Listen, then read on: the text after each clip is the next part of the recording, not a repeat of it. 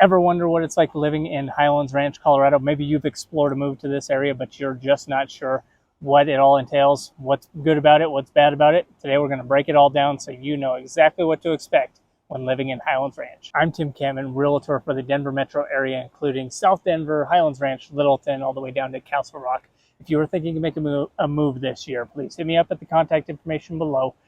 Shoot me an email. Let's connect on social. I would love to help you on your journey out to Colorado. Okay, first off, Highlands Ranch. Where is it? Highlands Ranch is the largest master plan community here in the Colorado area. It's one of the biggest in the nation, actually.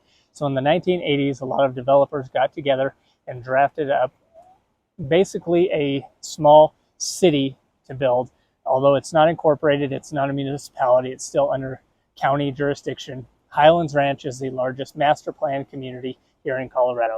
So there are a ton of different neighborhoods, parks, trails, open space, rec centers, libraries, everything you could ask for in a town is in Highlands Ranch. Now, Highlands Ranch is located in South Metro Denver, just south of Littleton and Centennial and Englewood, bordered on the east by Lone Tree and to the south by Castle Pines. It is a large master plan community. Development in Highlands Ranch started in the 1980s, but most of the community was actually built 1990 to the early part of the 2000s.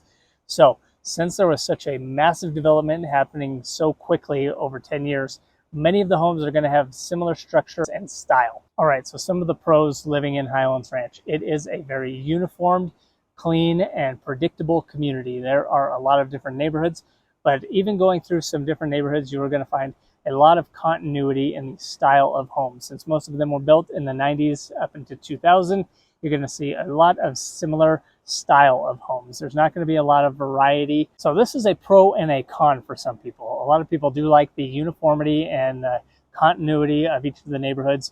All of them belong to an HOA that is in Highlands Ranch, so you're going to have a lot of uniformity across the board. Con of that, if you are looking for maybe a vintage style or something that's a little more unique and has a little more historical character, Highlands Ranch is not going to have what you're looking for. You're going to have to go to one of the more established older cities, Denver, Littleton, or Englewood, to find that historic charm. Another one of the pros of living in Highlands Ranch is the views of the mountains and the recreation and community feel. There are a ton of parks and open spaces to explore. There's a lot of open space throughout the development when the builders were building it. So there's lots of walking trails and hiking trails. Also, a benefit of living in Highlands Ranch is you have access to one of the 4 rec centers in the community. When they developed the community, they divided it into the North Ridge, South Ridge, East Ridge, and West Ridge. And depending on where your home falls in that community will determine which rec center you have access. Another benefit of Highlands Ranch in recent years has been the expansion of business development and more jobs coming into the community.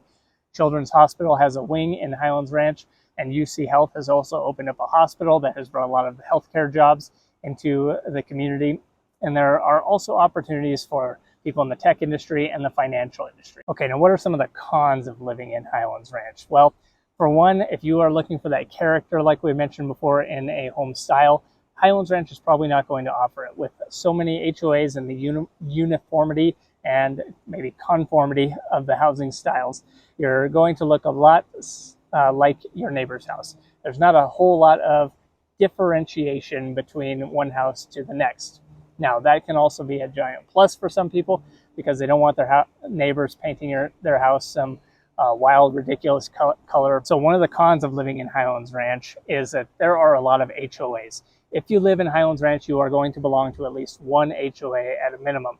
This is going to give you access to the rec centers, and it is also going to give you access and the pleasure of using all the parks, trails, and open space that are maintained by the funds that you pay. If you live in a particular neighborhood, you may have a second HOA that handles just your specific little subdivision within Highlands Ranch. So if you don't like HOAs, Highlands Ranch might not be the right fit for you. Another con to living in Highlands Ranch is if you are a commuter, you are traveling a lot to the airport, or even up to maybe Boulder here in Colorado, it is going to be a long commute for you. Highlands Ranch is not located out near the airport, which is nice that you're not in the flight path, but if you travel a lot for work, you're going to be making a pretty long commute, about 55 minutes to an hour each way. And lastly, the last con of living in Highlands Ranch is the cost of living. Homes in Highlands Ranch have appreciated a lot in recent years, with the median price starting around $750,000. Starter homes just getting in, and some of the multifamily units maybe in the mid to high 500s, but it is going to be difficult to get a single family home for under $700,000. There are certain pockets that do have homes in the 600s, but the cost of living here is substantially high. If you are looking for a more upscale home, they do have a couple of amazing neighborhoods where the homes are starting in the $1 million range and going up from there. These include Falcon Hills and the Backcountry. Over the last year, there have been just under 1,400 total homes sold in Highlands Ranch. During that time, the average closed price of a home in Highlands Ranch was $760,000. Currently, as the filming of this video is happening, there are 101 homes on the market in Highlands Ranch, with the median price being that same $760,000. The least expensive home in Highlands Ranch is a small one-bedroom, one-bathroom condo right at $300,000, and the most expensive is one of the mega mansions at $5.6 million. So let's take a little drive around Highlands Ranch so you can get a feel for the neighborhoods, a feel for the community as a whole, and some of the unique features around.